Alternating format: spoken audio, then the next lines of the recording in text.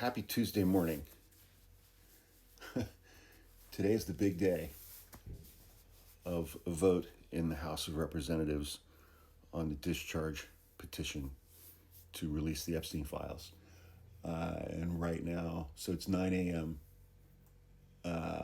East Coast time, and Representatives Thomas Massie, Republican from Kentucky, and Ro Khanna, Democrat from California, are holding a press conference. Marjorie Taylor Greene is standing there, along with multiple young women who are the survivors of Jeffrey Epstein and his co-conspirators.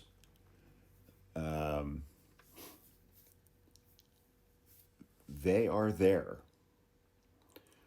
One comment that I've been getting for the last couple of days on virtually every single video that I post is that, well, releasing the files isn't going to matter because they're redacting Trump's name, they're sanitizing the files, they're doing this, they're doing that, they're removing all the Republicans from the files. Their victims are still alive. Their victims are all young women, and they're all still alive. They know who did what, and they are all still alive. So sanitize files all you want, man. I don't even know how you would do that, to be honest with you. Because as we've seen from these emails that were released last week, 20,000 pages of emails released by House Republicans, not Democrats. Even if you just redacted the name Trump, reading the words around it, you would know exactly who they're talking about. So good luck with sanitizing the files and redacting Trump's name and deleting this or deleting that. And if they release these files and there's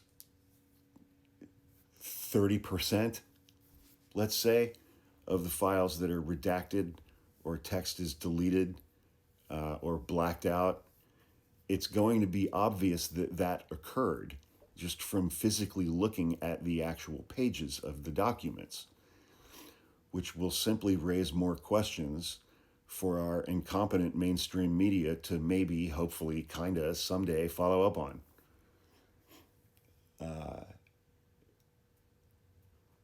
It's not possible.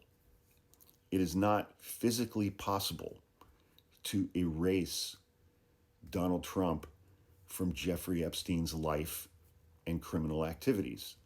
It's not physically possible. And so we'll see what happens today, but I take a great deal of solace, I guess, in knowing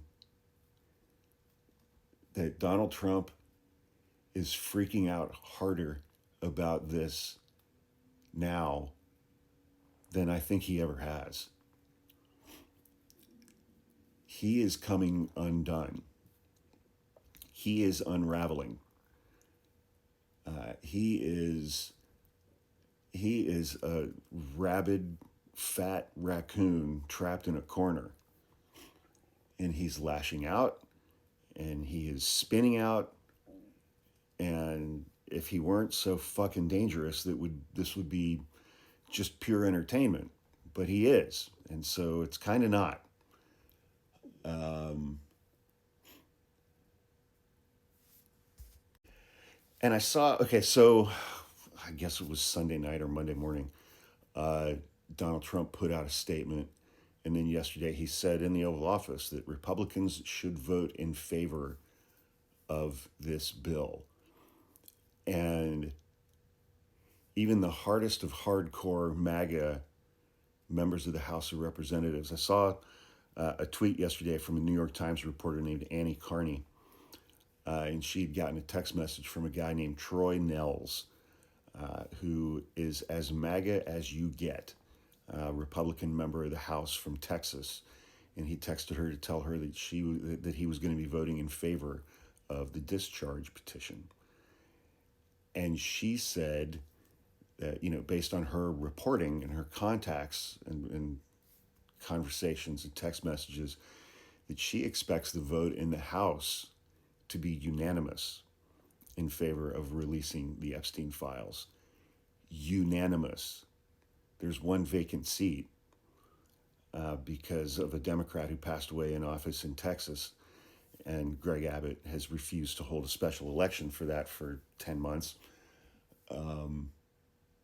A unanimous vote in the House of Representatives, 434 members of Congress voting in favor of releasing the Epstein files.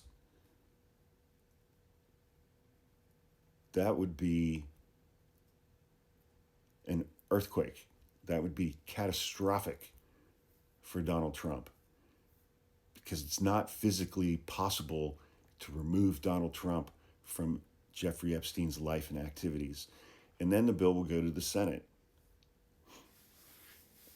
And Wyoming Senator John Barrasso, I think he was on Meet the Press on Sunday, and he said, well, this is just a Democratic effort to derail Trump's presidency and render him a lame duck with 3 years left in his second term.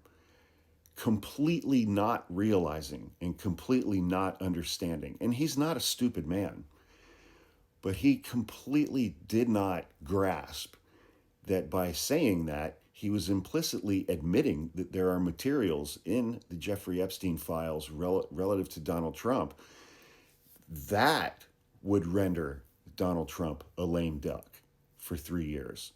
Not a vote.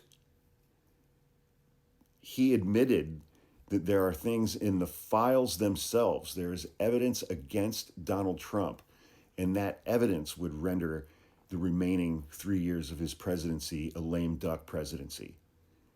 It's like, and he's like, well, I'm not going to help Democrats do that.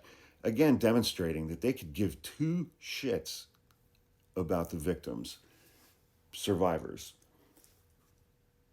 There are at least 30 of them standing around this podium right now on the steps of the Capitol, and they're speaking about their experiences. I think even the most hardcore MAGA members of the House and the Senate recognize that this is a completely untenable situation for them. They can't vote against this discharge petition and go back to their home states or their home districts and offer a satisfactory explanation to their own constituents as to why they voted again to cover up the crimes and activities of Jeffrey Epstein and his co-conspirators, and to continue to hide that evidence, those materials, from the public. They don't want to get primaried. They don't want to face a strong Democratic competitor in a general election who's going to run commercial after commercial after commercial after commercial about that vote if they vote no. Senator so-and-so voted to protect pedophiles. The ads write themselves. So we'll see what happens today, but it may be a unanimous vote in the House of Representatives in favor of this discharge petition, which when Tom Massie and Ro Khanna launched this in July, after the DOJ put out an unsigned statement saying there's no client list, there's no evidence of blackmail, we've seen no predication to investigate any other individuals for criminal activities, so we're shutting down the investigation entirely, and we won't be releasing any more materials from the Epstein files. And that's when Ro Khanna and Tom Massie launched their discharge petition, which at the time nobody thought that it had a chance in hell of succeeding. And today it might get a unanimous vote in the House of Representatives. And these survivors are speaking now, and they're going to be on the news all day today. All day today. It's untenable.